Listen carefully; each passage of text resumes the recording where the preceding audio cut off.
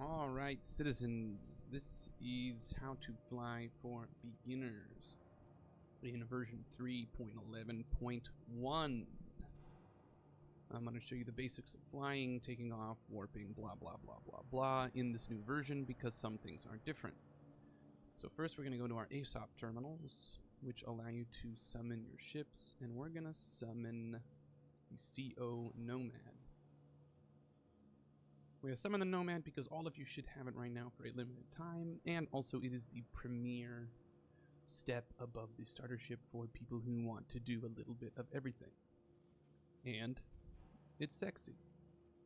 So Hangar 9, remember that number.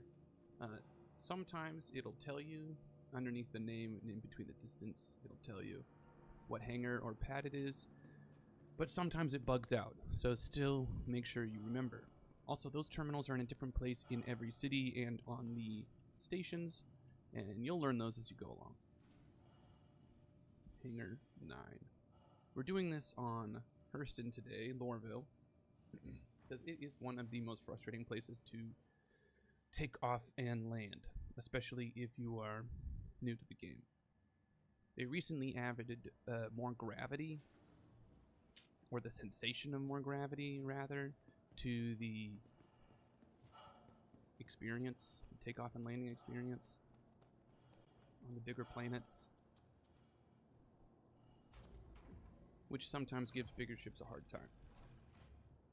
So if you're in a larger ship, you just remember you gotta be patient, or it might behoove you to get in a smaller ship, get out to a space station,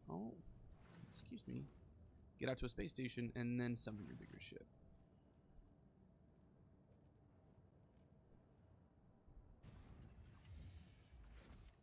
Alright, so we're in the seat, which, by the way, to activate the ability to click on things, you have to hold F and then left click, if you're that new to the game.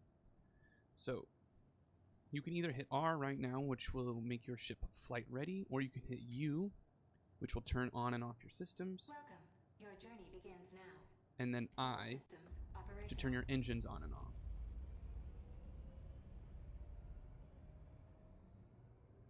Once you have turned on your ship, you're then gonna click and hold F and go to your comm screen, and you're gonna call the landing surfaces. Now, if the ship you're in doesn't have a screen that looks like this, on any of these screens you can hit menu, and then go click comms, and you'll get another one of it. Also, if that's not working for some reason, you can hit F1, go to Comlink, Friends, and then Lorville Landing Services. You're going to click this here, and then you can close that right away. You are clear to launch. And that's going to begin opening the hangar doors. If you're taking off from a place that has a pad, or no hangar doors, or the surface of a planet or something, or a moon, then you don't actually need to call any landing services. You just go. So your cursor, if you can see the little white line on your cursor, from my cursor here to the center, that needs to be centered over this dot, otherwise your ship is going to be crazy when it takes off. And to take off, you just hit space. Launch complete. Now my hand is not on the mouse at all because I've centered my mouse on the dot. So if I hit F4 to show you, oh shit, the doors are closing because I took too long.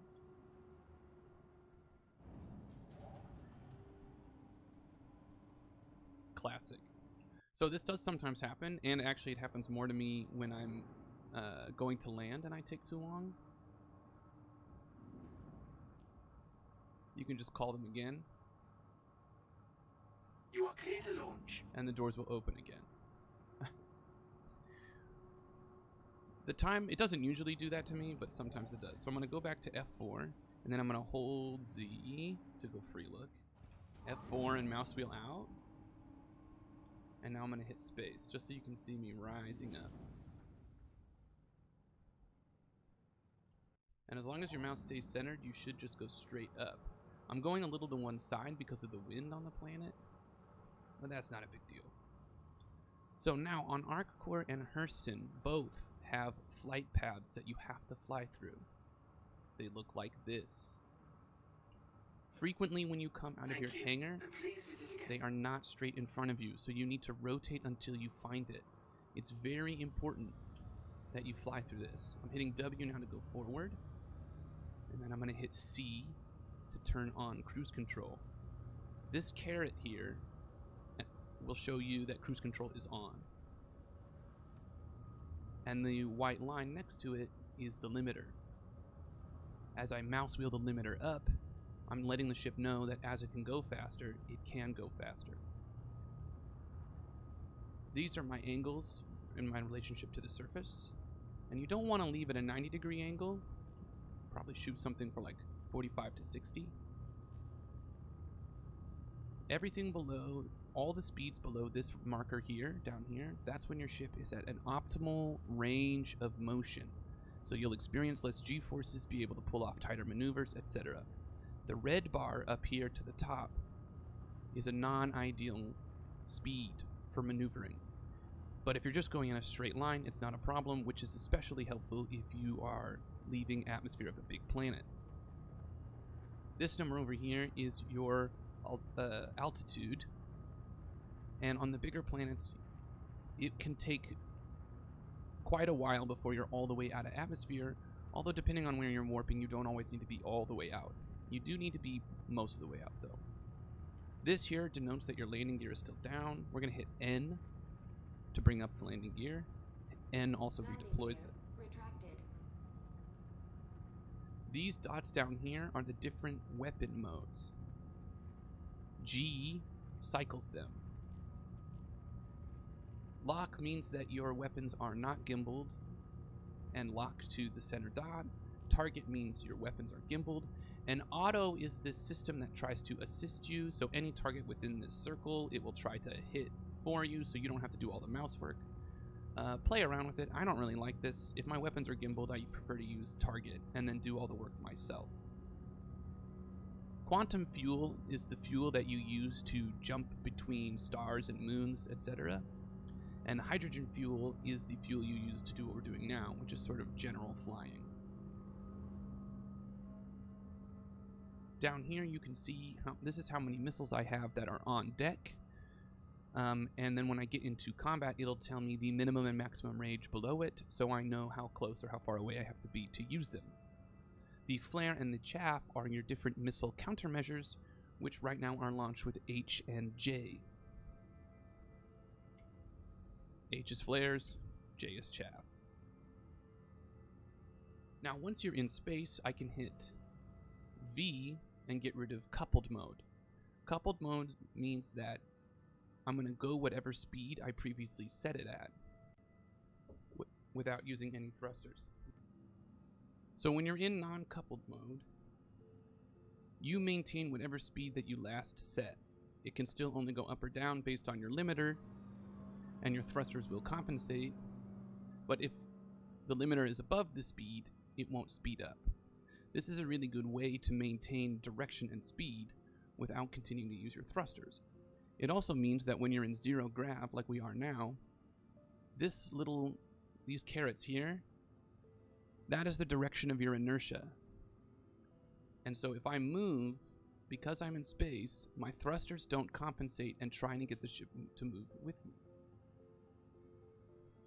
And you can see the ship is still headed in this direction. And you can actually move all the way around without ever changing what direction you're moving, because the thrusters aren't compensating for the speed that you're already going in that direction. If we hit V again and turn on coupled mode,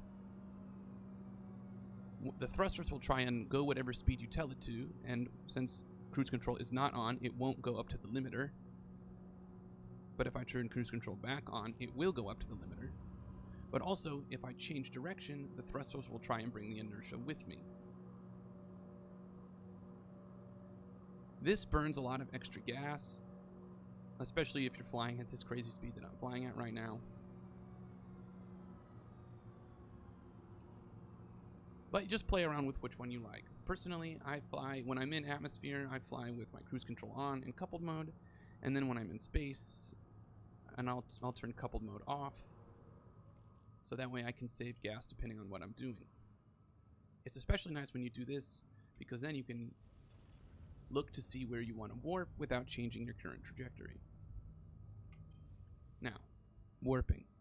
You hit B to start spooling your engine.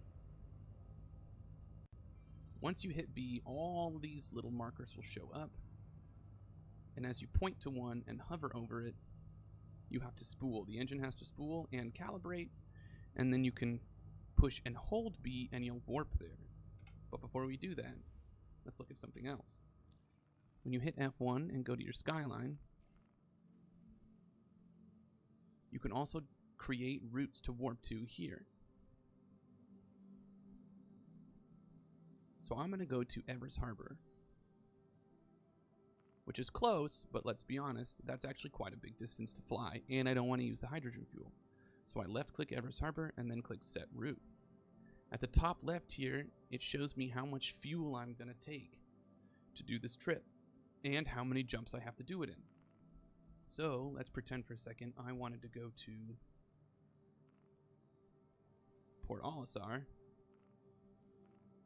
It would show me that I have to warp to Crusader and then warp to Port Olisar and how much fuel it would take. And then you can see that you have enough. Sometimes this interface doesn't work quite so smoothly as it is right now, in which case you have to clear the route a couple times, try setting the route again, clear it. Also, this button here recenters the map on whatever your position is. Chances are, once you recenter, you're going to have to zoom out first thing. So let's click Set Route to Everest Harbor. Now we're going to push B. Before warping, we are going to turn our engines off, slow down, so that way we don't come out of warp at a speed. And then we're going to push and hold B to go to Everest Harbor. Engaged. Quantum travel complete. It's that simple. Now, I'm going to show you how to land at Lorville. So we're going to push it B and look for the warp point. There it is. This like home plate symbol that you see here, that denotes a city. Wait for it to calibrate. Push and hold B. Quantum travel engaged. And then now my hands aren't on the mouse or the keyboard. The ship does all the work for me.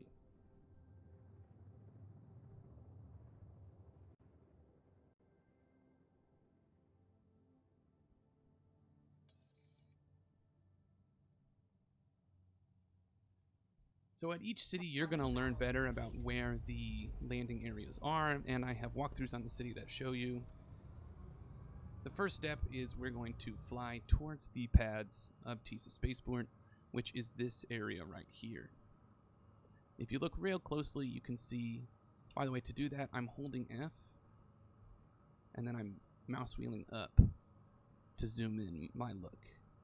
And you can see, okay, those are the landing pads.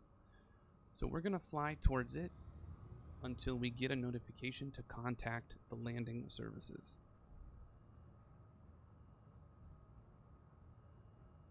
It's very important that you do this gently and patiently, otherwise autopilot is going to engage. It'll probably accidentally fly you someplace horrible, and then you'll blow up, and then you'll get tilted, and you'll think the game is stupid, and let's be honest, your blood pressure is probably not low enough to experience that.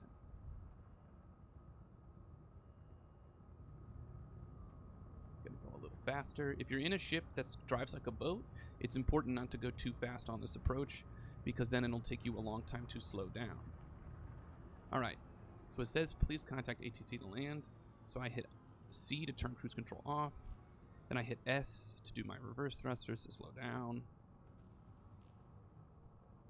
You can also hit X, which is your space brake. And X and S at both time together will help you stop a spin or a roll. Alright, so in our comms menu, we're going to scroll down and hit Lorville Landing Services.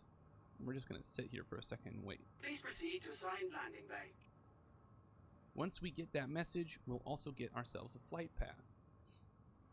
Now, you might be able to cut across and go down the flight path halfway through, but I wouldn't chance it. I would gently fly down and go through the whole thing to avoid any autopilot debacle. While you're doing this, you might as well hit N, and you can drop your landing gear.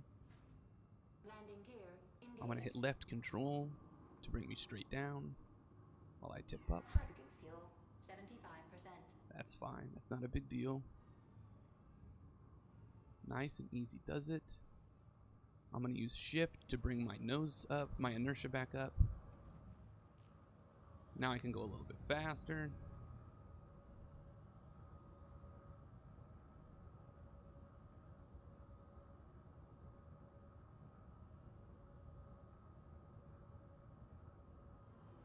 Now I'm going to slow down a little bit because when I come out of this, it doesn't always show me right away where I'm supposed to land. See? Look, I got the problem again. That's my landing pad, but I took too long, so the door's closed. It's just a day for it. So I make the call again. He tells me the request has been filled. That's fine. So this is the part, because you can't always see, you're going to have to trust your devices. I'm going to go up to a 0-degree angle. Going to hover my mouse center for a second. Hit F4. WASD to get in the thing. And then left control straight down.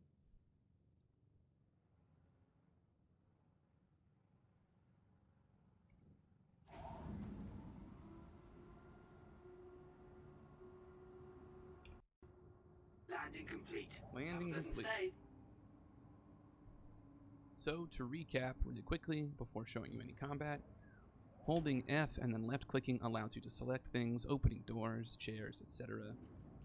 R turns your ship to flight ready. U is systems on, I is engines off. So to get out right now, I'll hit I to turn my engines off, U to turn my systems off, and Y to get out of the chair. WASD controlled direction of thrusters, but your nose is controlled by your mouse. Let's get back in the chair. Get back in the chair. Q and E control the roll, and I'll show you that in a second when I do combat. X is space brake. Control is thrusters down. Space is thrusters up. And I'll show you the targeting in a second. R, and don't forget, Welcome. Your journey begins now. it's really important that you call these systems before trying to take off. Otherwise, you're going to run into a hangar door. So as our ship leaves atmosphere again, we're going to pick a combat quest to do. We're going to go to Contracts Manager after hitting F1. We're going to go Bounty Hunter. We're going to pick an easy one real fast. Pro Term Bounty Contract. One of the intro quests. That will give us a quest marker on our HUD. I can't see it from here, but I'm going to hit F1, go to my skyline. Okay, it's outside the moon of Aberdeen. So I double clicked on it. It's giving me a beacon. I click set route. So I have 1, 2, 3, 4 jumps to get there. So now that I'm in space, I'm going to hit V. So I keep going further away from the planet, but I can look and see the warp point. I'm going to hit B to start spooling.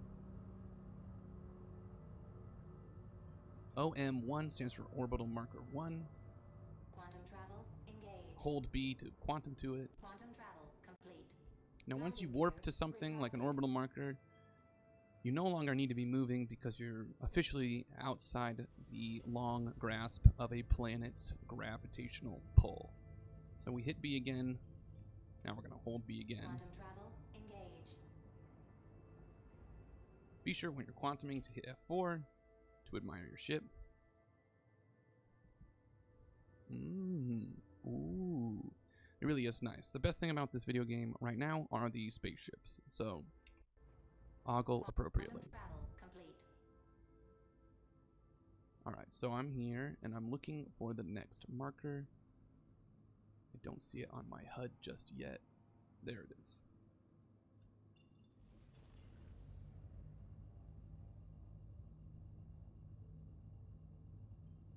Before going into combat, you want to make sure that you have Quantum travel a complete. shields screen up and a target screen up. And also, if you're in a ship that has shields that charge really slowly, you're going to want to make sure that you wait for your shields to charge before getting in combat. Now, I've been flying for a while, so they're all at full charge. Quantum travel engaged. Quantum travel complete.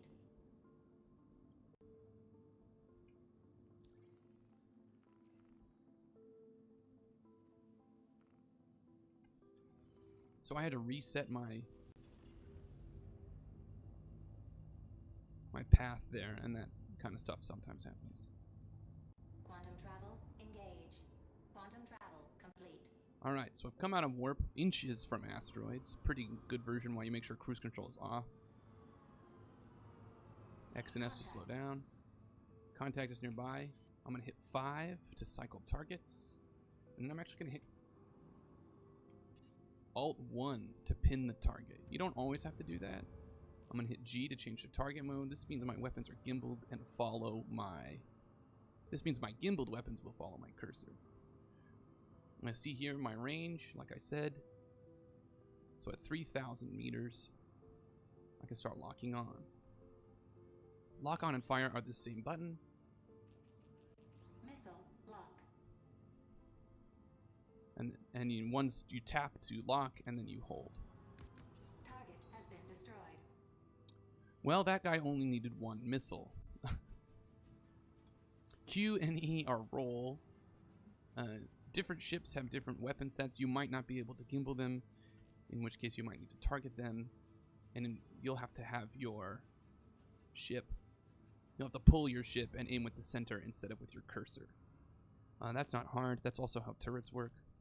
I don't like playing with auto because it's sticky and weird. So, one addendum. Don't forget to check out your key bindings for flying. And I say this because sometimes an update or a character reset will erase any personalized bindings that you might have created for yourself. Also, you have to really every once in a while I've had a key binding just erase itself and revert back to its default. Also, the different types of target cycling, which I'm not going to go through in this video, and I have a longer video on. Understanding that the different cycling systems is really helpful, especially since when you're first starting to get used to it and you don't understand why it's not cycling to the target that you're staring right at. So just be sure to check out the key bindings, especially if you've done a character reset or there's been any patch at all. Happy hunting.